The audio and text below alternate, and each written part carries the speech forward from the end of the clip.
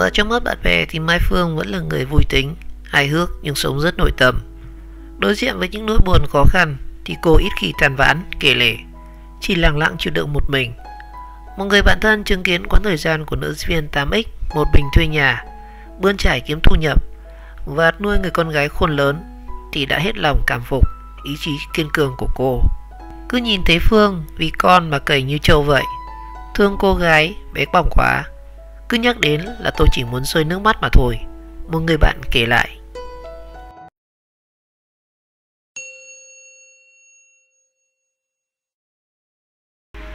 Ung thư ở tuổi 33 và hành trình chống chọi với bệnh tật.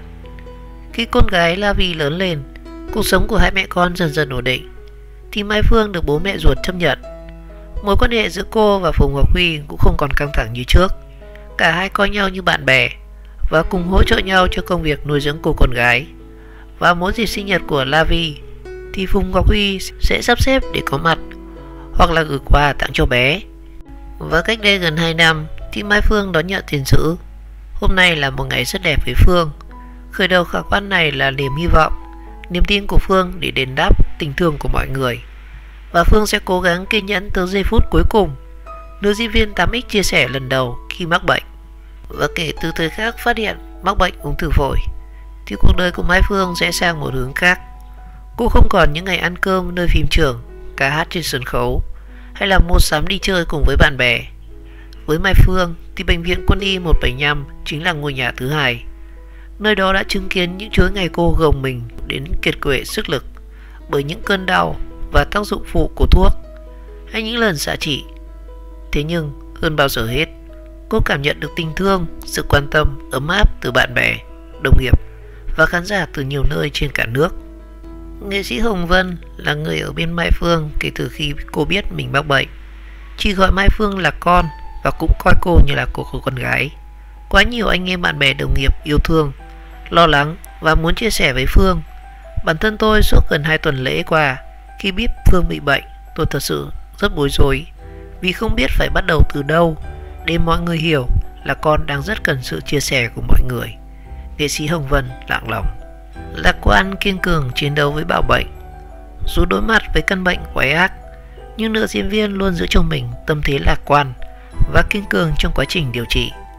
Mai Phương luôn từ chối sự chia sẻ về tình trạng bệnh của mình vì không muốn người khác phải lo lắng. Và sau mỗi lần xuất viện, sức khỏe ổn định hơn, cô quay lại với các hoạt động nghệ thuật. Đầu tháng 9 năm 2019, cô quyết định tham gia bộ phim Con ông Hai Lúa của đạo diễn Hồ Ngọc Sum. Và để theo kịp đoàn làm phim thì mỗi ngày Mai Phương phải đi hơn 50 km. Cô luôn có mặt đúng 8 giờ sáng và rời phim trường vào khoảng 19 giờ tối. Đạo diễn Hồ Ngọc Sum không khỏi xúc động và bày tỏ sự ngưỡng mộ trước tinh thần chiến đấu với bệnh tật và niềm đam mê nghệ thuật của bà mẹ một con. Đối với người bình thường thì đi xe xa như vậy đã rất mệt. Mai Phương lại mang cho mình bệnh nan y mà vẫn đi và làm việc như vậy, chứng tỏ nghị lực của cô ấy mạnh mẽ đến thế nào. Và ban đầu tôi tưởng cô ấy có tài xế chở đi làm, nhưng không ngờ rằng tự lái xe đi. Vì vậy đoàn làm phim đã ưu tiên cho Phương quay trước để về sớm. Và khi nào quay đến khuya thì đoàn phim sẽ cắt cử người chở cô ấy về, nam đạo diễn tiết lộ. Và cũng trong khoảng thời gian này thì nữ diễn viên tiếp tục khiến khán giả bất ngờ khi đi cùng bạn thân Ốc Thanh Vân chinh phục đỉnh núi cao 3.000m ở Bhutan. Và để leo tới đỉnh núi này đối với người khỏe mạnh đã là một thử thách vô cùng lớn. Nhưng Mai Phương đã vượt qua với tinh thần mạnh mẽ hiếm có. Ốc Thanh Vân xúc động kể lại. Và sau khi chinh phục được đỉnh núi thì Mai Phương đã ôm đồng nghiệp và bật khóc. Và không chỉ tham gia phim ảnh thì Mai Phương còn có mặt trong các game show, diễn thời trang. Và ở chương trình nào thì khán giả cũng luôn thấy cô nở nụ cười rạng rỡ, tươi vui. Và có những giai đoạn thập tử nhất sinh thì nữ diễn viên vẫn kiên cường chống chọi trước bạo bệnh. Và động lực đó đến từ chính là con gái La Vi. Con là động lực mạnh mẽ nhất để mẹ có thể vượt qua mọi thứ và quay về để được ôm con ngủ như thế này. Hạnh phúc lắm. Cô chia sẻ trên trang cá nhân sau khi căn bệnh trở nặng vào tháng 9 năm 2019. Và hành trình kiên cường của cô gái nhỏ Mai Phương đã khép lại sau gần 2 năm chống chọi với ung thư phổi và để lại niềm tiếc thương khôn nguôi với khán giả và cả đồng nghiệp. Cô gái nhỏ đã bước vào một thế giới mới. Ở đó sẽ không còn những đau đớn hoành hành và chỉ còn nụ cười, niềm tin và niềm hạnh phúc. Yên nghỉ và tạm biệt Mai Phương. thiên thần áo trắng.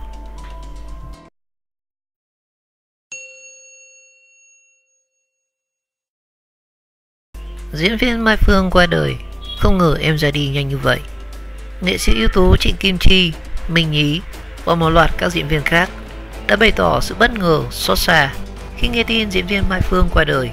Và trong khi đó thì Ốc Thanh Vân chia sẻ dù đã chuẩn bị tâm lý nhưng vẫn rất đau đớn trước sự ra đi của người bạn thân.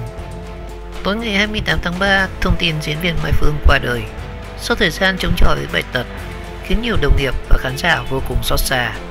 Trên trang cá nhân thì nghệ sĩ ưu tú Trịnh Kim Chi đã chia sẻ thông tin này.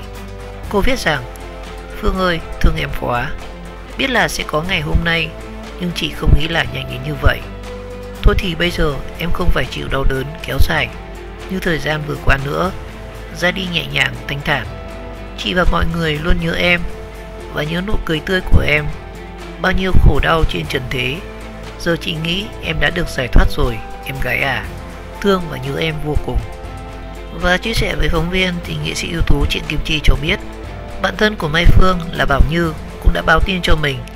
Và nữ nghệ sĩ tâm sự: Tôi, Bảo Như và mọi người cũng đã nghĩ Phương sẽ không qua khỏi, nhưng không nghĩ là nhanh đến như vậy. Mới hôm qua tôi còn nói chuyện với Như và cũng nghe tin là em Phương nặng lắm rồi. Tôi cũng thường xuyên cập nhật tình hình của em ấy. Mọi người cứ đoán là 1 đến 2 tháng nữa, mà giờ nghe tin tôi bất ngờ, tay chân cứ run lẩy bẩy mà không biết phải làm sao. Chị em từng làm việc với nhau rất nhiều, thân thiết lắm, mà nghe tin như vậy thì thương và đau lòng quá. Trước Tết tôi còn qua thăm Phương lúc em ấy còn đang nằm trong viện. Tôi cứ nghĩ vào viện nằm cho yên tâm, nhưng không ngờ càng lúc càng nặng. Giờ tôi quá rối rồi. Tôi sẽ cố gắng chạy qua nhà để cùng gia đình lo cho em. Nghệ sĩ Minh Nhí cho biết anh rất quý Mai Phương ở sự tâm huyết với nghề. Dù là diễn viên trẻ và gia cảnh khá đặc biệt, bản thân lại mắc bệnh hiểm nghèo, lại là mẹ đơn thân. Lần hợp tác cuối cùng giữa tôi và Mai Phương là khi quay chương trình Ký ức vui vẻ hồi cuối năm ngoái. Mai Phương lúc đó thì khá ổn, chỉ có giọng nói thì hơi khàn khàn. Gặp Mai Phương thì ai cũng vui vẻ và động viên cô chiến thắng bệnh tật. Mùa dịch này thì mọi người được khuyên ở nhà nên không dám tập trung đông người, nên tôi chưa rõ có đến viếng hay là không. Tôi đánh giá Mai Phương là cô bé ngoan, hiền, rất lễ phép, có trách nhiệm với công việc. Mai Phương ra đi bất ngờ quá, nghệ sĩ Minh Nhí chia sẻ với phóng viên. Diễn viên Ốc Thanh Vân nghẹn ngào viết trên trang cá nhân: Sát bên Mai Phương những ngày cuối cùng, nhưng mình không chia sẻ gì vì Phương không muốn, và vì khá nhiều điều nội bộ, rối ren không thể nói cho hết được. Rối lắm, đau xót lắm. Mới hôm qua còn ở bên em, giờ Ốc đang chạy lên với em rồi. Đường xa, sẽ thông báo về mọi thứ ngay khi có thể. Dù biết trước nhưng vẫn cảm thấy không thể thở được.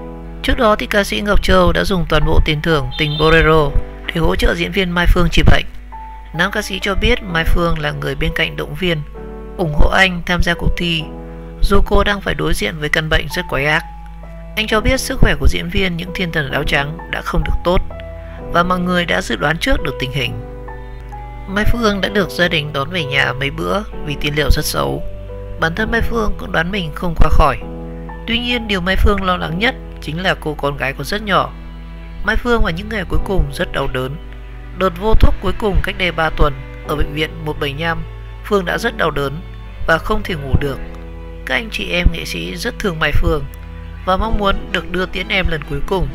Và trước khi mất ít lâu thì tôi có nói với Mai Phương về việc xin đất ở Hoa Viên cho Mai Phương, cho gia đình đỡ phần gánh nặng.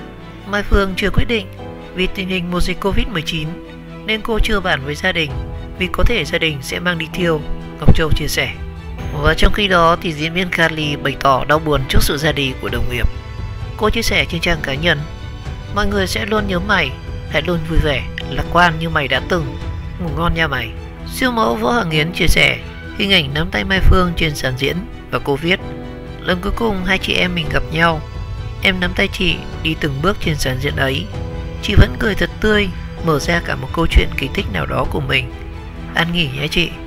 Và trước sự ra đi của Mai Phương, nghệ sĩ Cát Vượng buồn bã viết trên trang cá nhân: Vẫn biết đã là kiếp người khi sinh ra, già nua, bệnh đau và chết đi. Đó là quy luật của sinh lão bệnh tử, sự vô thường của một kiếp người. Vẫn biết là vậy, nhưng vẫn đau đáu ở trong lòng, nghẹn thắt con tim. Xem như kiếp làm người của em chỉ đến đây. Em ra đi thanh thản nhé. Sẽ nhớ mãi nụ cười hiền lành trên gương mặt thánh thiện của em. Sẽ nhớ mãi một cô bé tên là Mai Phương, luôn luôn cười.